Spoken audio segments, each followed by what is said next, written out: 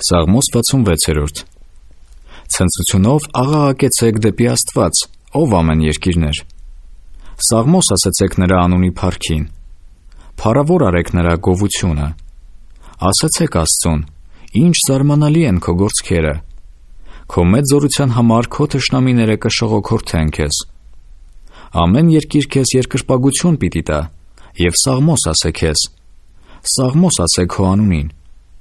Եկեք և տեսեք Աստծո գործերը։ Նա ահավոր է իր գործքերովը մարդկանց որդկանց վրա։ Ծովը ցամաքի փոխեց, գետի միջով նա անցկացավ ոտով։ Այնտեղ մենք ուրախ եղանք նրանով։ Նա տիրապետում է իր ուժովը Հավիտյան։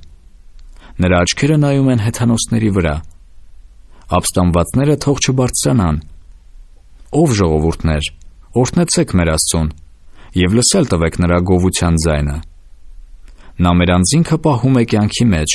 և թող չէ տալիս, որ մեր ոտները սասանին, որովհետև դու փորձեցիր մեզ, ով Աստված, քննեցիր մեզ, ինչպես որ արծաթը քննվում է։ Դու մտցրիր մեզ որոգայթի մեջ, ծանր բեռ դրիր մեր մեջքի վրա, մարդիկ հեծցրիր մեր գլխի վրա,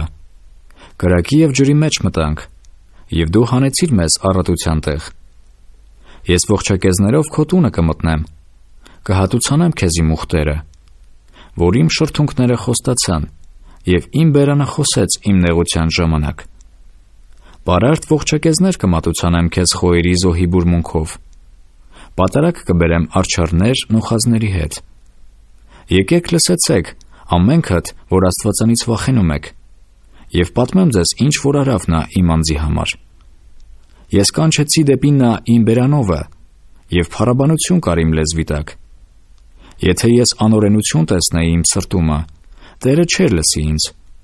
սակայն Աստված լսեց, և իմ աղոթքի ձայնին մտիկ արավ։ Օրհնյալ է Աստված, որ իմ աղոթքը դեն չէ գցում, և իր ողորմությունը ինձանից չի դարձնում։